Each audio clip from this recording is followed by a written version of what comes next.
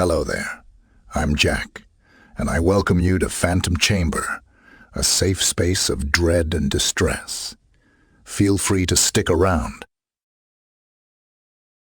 Before I start the story, I have to say that this next account is based solely on the experience of a single person, and the opinion shared in this tale does not necessarily represent my own view of the band mentioned, nor the music genre discussed. Enjoy. Concerts are my safe haven. No matter what's going on in the world or in my life, I know I can go to a concert, and everything will be okay. I always feel comfortable at concerts. It doesn't matter if I'm at a satanic black metal show all alone. A concert is a concert, and I always feel safe and at home. Until last night, the show started off strong. Daigoro, the sole local band on the bill, warmed up the crowd with their homegrown death metal. It wasn't a perfect set, and it was all too quick. I started to wonder if it was even worth their time to set up and play. But all in all, it was a great way to start off a night of music that was sure to melt my face off. Abigail Williams was the second band, and first band of the tour package to play. These guys were great. The reverb on Ken's, the vocalist, voice added a little something to help these guys stand out in a sea of black metal purists. The songs were brutal and powerful, and got the crowd banging their heads. Much like Daigoro, Abigail Williams' set felt all too short. I wish they had kept on playing because, out of all of the bands that played last night, I definitely liked them the most. What happened next was nothing short of a nightmare, and something I never wish to experience ever again. I knew nothing about Shinning, the next band to take the stage. Being me, I hate to research bands. I think it's fun to go to a concert without knowing what's about to happen. I don't want to judge a band until I have to, and am typically pleasantly surprised by what I find. Last night, this whole idea of being surprised backfired, and it backfired hard. Shinning took the stage, and instantly something felt off. I couldn't explain it, but I did not have a good feeling at all. The music started, and I tried to shake the feeling. At first, I didn't mind the music or the show. The sound had heavy doom metal influences, but singer Nicholas Kavarforth, a.k.a. Ghoul, had a voice that made the music much more interesting than other doom black metal bands I had heard. Even though I didn't mind the music, something still didn't feel right. There was something about Nicholas that just rubbed me the wrong way, but I couldn't put my finger on it. That's when I noticed exactly what I was watching, and that feeling in my gut was validated. Before I go into detail about what happened last night, please note the following. I am not naive. I know that the international black metal work is much darker than your typical metal scene. I get that it's supposed to be dramatic, and I'm all for it. I love watching the theatrics of bands like 1349 and Behemoth. I find it interesting. But there's a line between theatrics and complete inappropriateness. I know that not many females attend these shows. But if you've been following this blog, you may be able to tell that I'm okay with being one of the few females at shows. It doesn't intimidate or scare me. I can easily hold my own in a mosh pit of metal heads and have never once felt threatened or scared. What I saw last night was disturbing. So what I'm about to write is also disturbing. You have been warned. There was blood dripping down Nicholas's arms and onto the crowd that was in the front row throughout the set. Now, don't get me wrong. I've seen blood on stage before. I've seen band members get nailed by the head of a guitar or bass creating a nice big gash, and the subsequent blood that comes from said gash. Accidents happen, and there's nothing you can do. But this was no accident. It was clear that Nicholas had slashed up and down his arms. Very recently, letting the blood flow down his arms, being someone who went through a nasty bout with self-harm. This made me feel super uncomfortable. I am super proud that I no longer have the urge to self-harm and consider myself a recovering cutter. Seeing Nicholas scratch at the fresh cuts to make them bleed more disgusted me. He was glorifying something that has taken me years to try and recover from.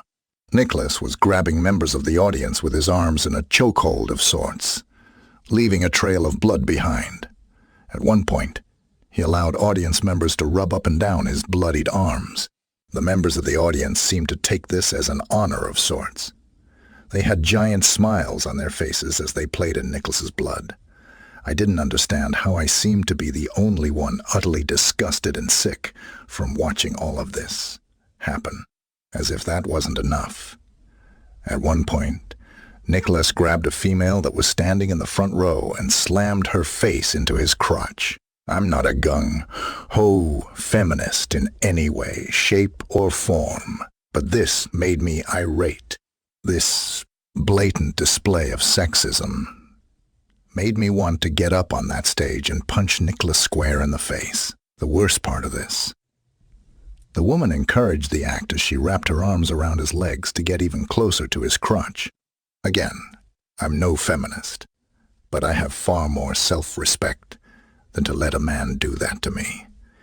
If anyone tried to do that to me, they wouldn't succeed in anything other than broken bones and bruises. Throughout the set, Nicholas would grab drinks from people in the crowd, have a sip without permission, and then give them back.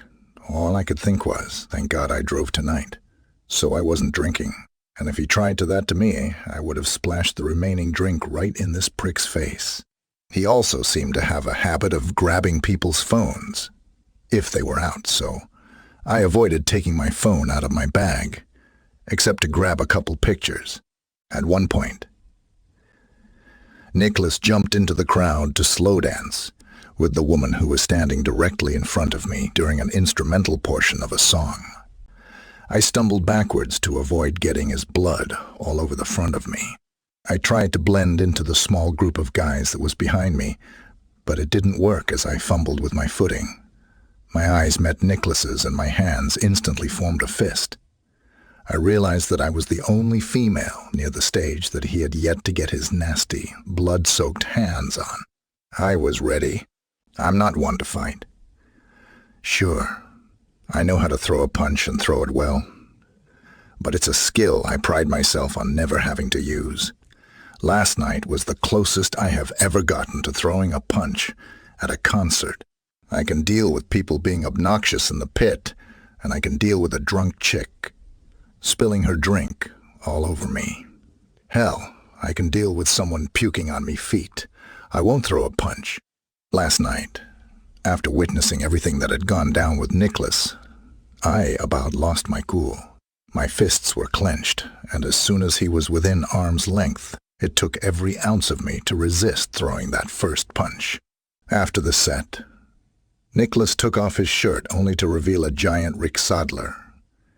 Fancy word for the Nazi eagle emblem. Tattoo. I miss the swastika.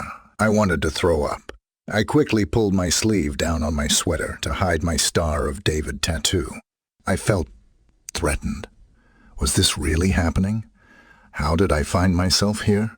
I wanted to cry. I wanted to curl up into a ball in the corner and just cry. I wanted to rush out the door. But at this point I was too scared to really do much of anything. I had already posted something online about my opinion of this band. But that was before I saw the tattoos. What if someone had seen my post?